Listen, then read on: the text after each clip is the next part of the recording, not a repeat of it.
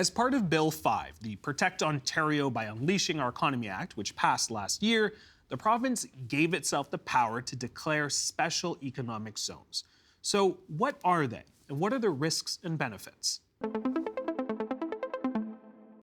Pedro Antunes is the chief economist at Signal49 Research, and he joins us on the line. Pedro, how are you doing? I'm good, Jen. Thank you. Help us understand here special economic zones. How do they work? Well, I think traditionally, a special economic zone is meant to kind of is a zone demarked, I guess, by a government, and it is intended to spur new investment. And typically, how they would do that would be to offer up better tax incentives. They may offer, a reduced import duties if you're operating within that zone. They may reduce regulatory requirements. There's all sorts of, or perhaps allow for cheaper labor, as we've seen in some cases. Most of these are typically set up in developing economies when they're just trying to spur that investment and kind of adjust the rules a little bit to spur the investment in a localized area. Help us understand, are these zones really, are they geographic zones, or could they be something that you could put on a blanket, say on an industry in itself? Well, I guess you could sort of apply them more broadly to an industry, but generally speaking, they have been assigned a specific area. You can think about China, for example, as they were transitioning from essentially an agricultural rural economy, they were transitioning to what they have become, which is the manufacturing hub of the world. Mm-hmm. They were essentially trying to move people to essentially to cities to densify. I suppose, special areas. And so they were allowing for these zones to have essentially advantages in terms of be it access to energy, be it access to housing, or be it essentially special rules around tax and other policies. Now, with the passing of Bill 5, Protect Ontario by Unleashing Our Economy Act last summer, the provincial government has received a lot of flack for using special economic zones. Why would that be? Well, I mean, I think personally, on a personal level, I think it's a bit of a disappointment that we cannot kind of level the playing field across the board and entice investment in that way.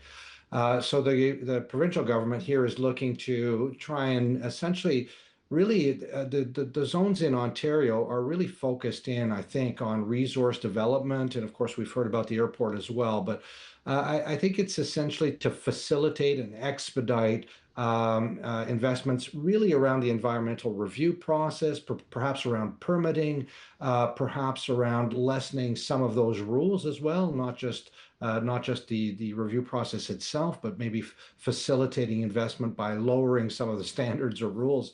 So we're not quite sure here what's going on specifically, but I think the general intent is to really expedite resource projects in general.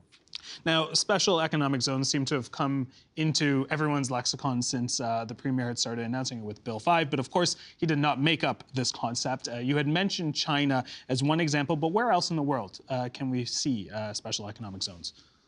Well, in fact, I was surprised just in preparing here for our talk today as to how widespread they Hmm. are. I mean, they are pretty much, used across the world in many different countries.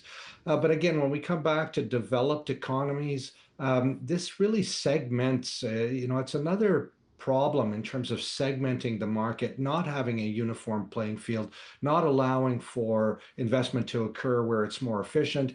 And I think in the case of the resource projects themselves, unfortunately, what we're trying to do here is pick an area where we want a development, where perhaps there is an economic case to be made for a mine, and we want to kind of bend the rules a little bit for that area to kind of promote that investment. When I try to look at how we're doing in terms of our internal trade barriers, when we go back to the One Canada, the One Hmm. Canadian economy bill that the federal government is trying to push to expedite projects as well, it really is to try and unify our market. And I think this is unfortunately something that maybe it will be effective in expediting some resource projects, but in the bigger picture, it is going to segment our economy even more. Well, help us understand from a provincial standpoint, are there other provinces that are using it or have discussed using the strategy? Well, I mean, Bill C5 is the only one right now in Ontario that actually has defined a special economic zones. We haven't seen any of that anywhere else. Alberta has been, the Alberta government has been discussing doing so as well, but we haven't seen anything implemented. And again, I go back to an economy like Australia, which has been much more successful in attracting investment. It's an economy that is parallel to ours, very similar in many respects, has had a much better productivity performance over the last few decades, and they have no special economic zone. So I think we should really be wary about implementing these policies. Well, with that being said, critics have said, in theory, these zones sound like a positive move for industrialization, but in reality can be quite difficult to actually implement. What are some of the negative implications that have occurred globally? I think if we just look at the continent of Africa, we can see a couple of examples there. Can you walk us through I guess, some fails when it comes to these zones? Well, I think it goes back to this segmenting the market. It goes back to a race to the bottom on environmental review, on environmental rules. And of course, it can lead to and end up with things that are essentially disastrous on the environment.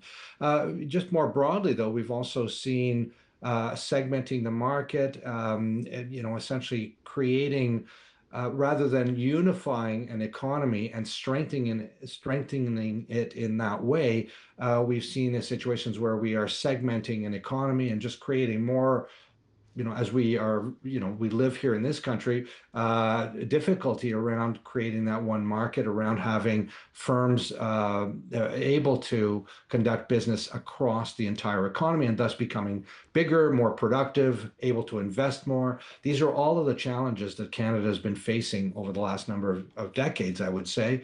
And I don't think these are necessarily a solution. Another factor that we haven't really talked about is labor. When we're talking about developing nations, a little bit harder to accomplish some of these things here in Canada, I imagine, with just labor practices in comparison to other countries. Well, that's it. I mean, you don't want to start to reduce labor standards. I've been talking more about environmental Hmm. standards, or rules.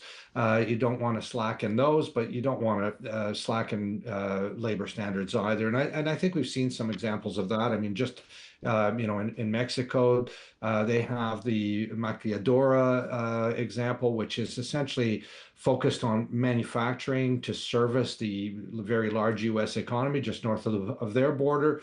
And so, there are special economic zones that have been set up. Some would say with some success because they have seen manufacturing increase there. But at the same time, it's prevented that kind of, how should I say, enrichment, increase in productivity that would allow for stronger wages as well. And now the U.S. is pushing back against trade with economies that have essentially cheaper labor. So again, this creates this kind of sense of race to the bottom, which is not necessarily a good thing, both in terms of tax or in terms of these kind of labor standards or environmental standards. Pedro, we are going to have to leave it there, but I really appreciate your time and your insights on this. Thank you very much. Well, it's my pleasure. Thanks for having me.